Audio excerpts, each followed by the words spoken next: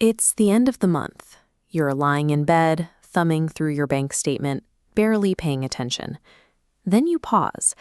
There's a $4.99 charge you don't quite recognize, a $9.99 right under it. None of these numbers are big enough to make you flinch on their own, but together, across a whole year, they walk off with $300, $400, maybe $500, money you never explicitly sat down and decided to spend. You might guess you spend maybe $40 or $50 a month on various subscriptions. Most people do. But the data shows our internal math is wildly off. Look at this chart comparing what we think we spend to reality. The real figure is usually closer to $200. On average, we underestimate our monthly subscription spending by $133 every single month. This spending remains hidden by design. We are up against a system mathematically engineered to ensure the leak stays invisible. Let's put a face to this. Imagine a guy named Marcus. Over the last 2 years, he signed up for things the exact same way we all do. A free trial for one show, a fitness app in January, a cloud storage upgrade, all $5 to $8 a pop. On any given Tuesday, Marcus's checking account looks perfectly healthy. He never feels a financial squeeze in the moment, which masks the reality that these tiny charges are stacking up in the background. So how exactly does something that costs real money bypass our judging away long-term wealth without tripping a single alarm? It starts with how our brains process transactions. Behavioral psychologists describe a phenomenon called the pain of paying. When you hand over physical paper cash, your brain treats parting with that money a little like it treats minor physical pain. That mental sting acts as a built-in brake. Autopay neutralizes that brake. It takes the moment you use a service and completely decouples it from the moment you actually pay for it. Because the transaction happens quietly while Marcus is asleep, he never feels that required sting. And a cost you never feel is a cost you never pause to question. That brings in a second powerful cognitive force, status quo bias. As humans, we have a stubborn, ingrained preference to leave things exactly as they are. Subscription models rely on a total asymmetry of friction. To keep paying, you literally do nothing.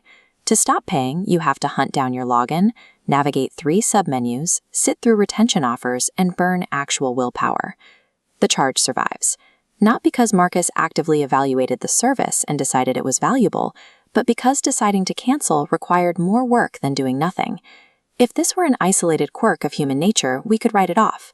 But there are entire industries, backed by heavy quantitative research, that construct their business models specifically around this forgetfulness. This area chart shows exactly how much money that behavior adds up to. Economists who study payment networks have found that consumer inattention boosts subscription revenue by 14%, and in some cases, up to 200%. The clearest proof of this exploitation comes from a large-scale study analyzing what happens when a customer's credit card expires. An expired card forces a tiny, unavoidable moment of friction. The default rule suddenly flips. Instead of doing nothing to keep paying, the user now has to do something to keep paying. Take a look at this graph tracking subscriber retention. The instant people are forced to actively re-enter their payment information, average retention drops from 75% straight off a cliff down to 52%.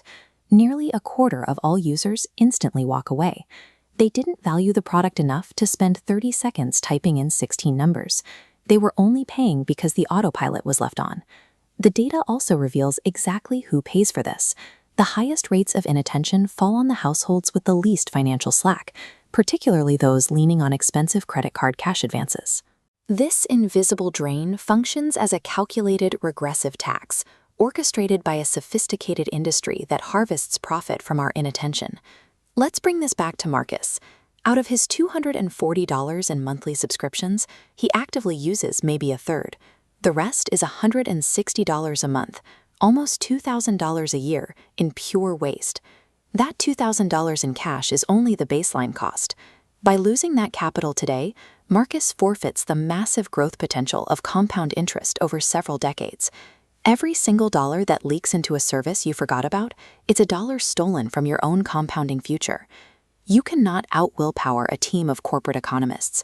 The only way to win is to use rigid structure to put the friction back on the company side. Step 1 is a 12-minute quarterly audit. Set a strict recurring calendar reminder to pull your bank statement every 90 days and run a binary rule: cancel or justify. Force yourself to say out loud why each charge earns its keep. Step 2 targets the front door: free trials. Take advantage of temporary, auto-expiring digital credit card numbers offered by most banks. Generate one for the trial, and if you forget to cancel, the charge simply bounces.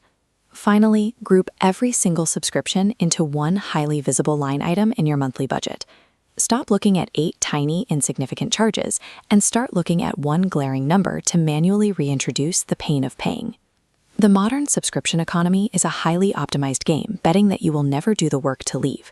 To win, you just have to decide. Before you click away, pull up your own statement right now. Dig up your most ridiculous forgotten charge and drop it in the comments below. And if you want to understand the math and psychology behind your money, hit that like button and subscribe. Thanks for watching, and I'll see you in the next one.